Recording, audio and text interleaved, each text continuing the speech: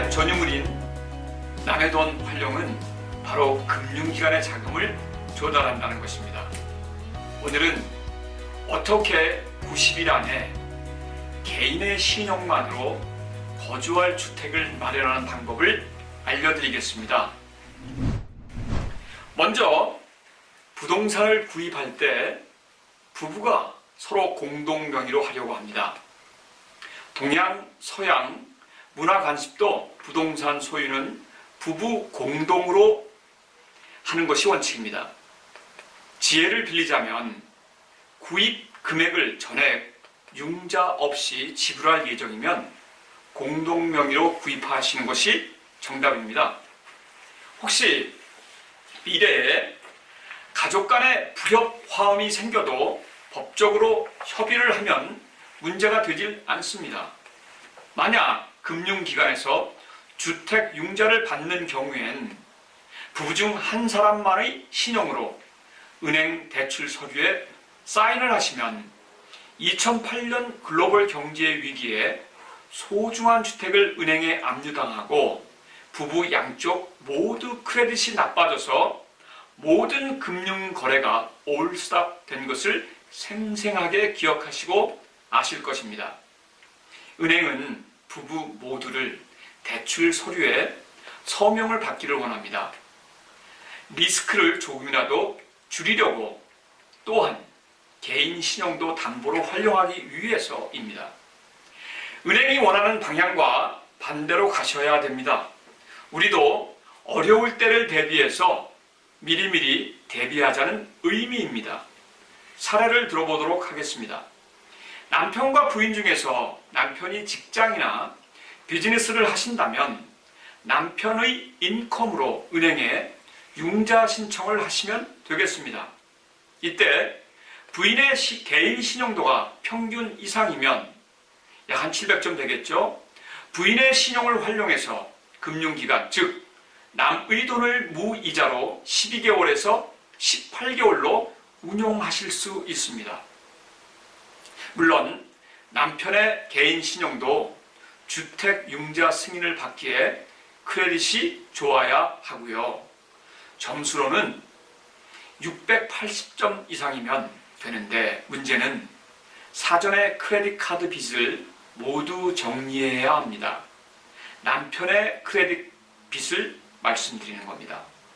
부인의 개인 신용으로 금융기관으로부터 자금을 형성해서 바로 남편의 개인 구좌에 입금하시면 남편의 자금으로 주택 마련 자금으로 인정받아 남편의 주택 융자 대출이 최종적으로 승인이 결정납니다.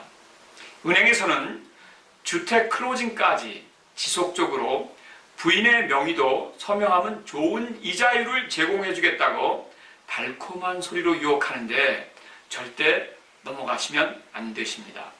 만약 부부가 공동으로 비즈니스를 운영하거나 직장 생활로 수입이 있으셔도 부부 중 한 사람 이름으로 주택 융자 신청을 하시라는 점이 바로 키포인트입니다. 은행과 변호사의 서명이 완료되는 시점, 즉 주택 구입 마지막 순간에 퀵 클레임 디드로 부인인 배우자의 명의를 공동으로 기재하시면 부부 공동 명의가 등록되십니다. 비용은 약 100불에서 150불 정도입니다. 클로징 변호사에 따라 비용이 달라지니 참고하시면 좋을 듯 합니다. 이렇게 주택 마련 자금이 없거나 부족하신 분들은 귀가 솔깃하실 것 같군요. 그리고 첫 주택 마련을 너무 많은 돈을 은행에 갖다 주지 마세요.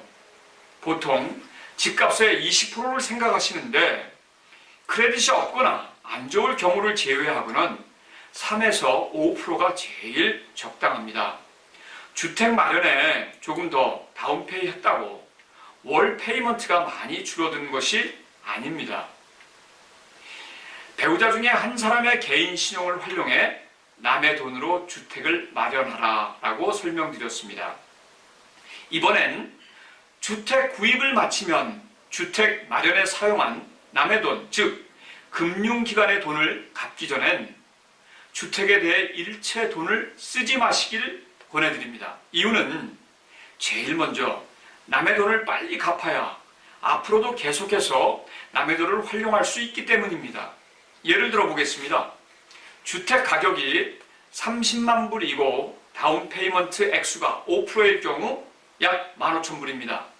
여기서 금융 비용은 은행에서 합산을 해주는 관계로 주택에 대한 주택세와 수수료를 약 5,000불 정도로 추정하고 진행하겠습니다.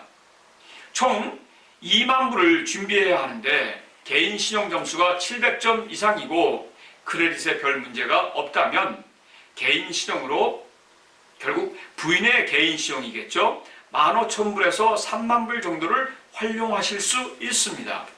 주택 마련 후 주택을 위해 일절 개조나 투자를 하지 마시고 우선 남의 돈을 갚는데 하루라도 주력을 하셔야지. 그렇지 않으시면 무이자 기간이 지나면 이자가 엄청나게 불어납니다. 2년에 걸쳐서 월 2,000불씩 원금을 갚으시면 이자 없이 2년 안에 공짜로 빌려온 금융기관 돈을 갚아야 비로소 나의 에퀴티가 증가하는 것입니다. 동시에 남편의 신용도 증강시키시면 부부 모두 개인 신용도가 높고 더욱 금융 혜택을 받으실 수 있어서 2년에서 3년 후에는 두 번째 집이면서 또한 투자 주택으로 눈길을 돌리실 수 있습니다. 결론적으로 주택 개조나 인테리어에 신경 쓰는 일 말고 남의 돈을 빠른 속도로 갚으셔야 하겠습니다. 세 번째로 이렇게 남의 돈인 금융기관의 원금을 갚기 시작하면 크레딧 라인도 불어나고 크레딧 스코어도 자연적으로 좋아지게 되십니다. 부부가 공동 명의의 은행 계좌도 필요하지만 이런 경우는 세금 환급 시에는 미국에서는 공동 명의의 은행 계좌가 반드시 필요하십니다. 각각의 은행 계좌를 잘 관리하고 자금을 운용하시면 그만큼 남의 돈을 원활히 활용하실 수 있습니다. 금융 관련 지식과 정보는 항상 업데이트 하셔서 잠자고 일어나듯이 금융의 배움도 매일매일 지속하셔야 나의 현금 흐름을 막히지 않고 사용하실 수 있으십니다. 부자들의 노하우가 바로 돈 냄새를 잘 맡는다는 사실이 거짓말이 아닌 것 같습니다. 금융거래 시 유리한 조건일 경우는 부부 공동으로, 불리한 경우, 즉 대출 서류 서명은 혼자서 하시면 부부 리스크 관리가 어렵지 않습니다.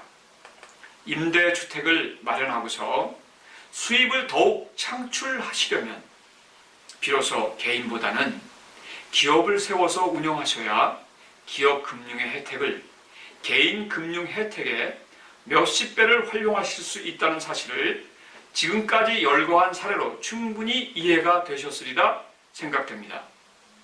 더 나은 경제 상황을 만드시는 것도 부자가 되는 길로 가시는 것도 금융 지식과 관련된 정보입니다. 개인의 빚을 다 갚는 방법이 바로 개인 대신 기업을 세우시면 됩니다. 내 기업에 남의 돈을 잘 활용하면 기업도 개인도 모두 부자가 될 수 있는 것입니다. 결론적으로 기업을 세워 남의 돈으로 부동산 임대 사업을 하시면 아주 좋을 것 같습니다. 감사합니다.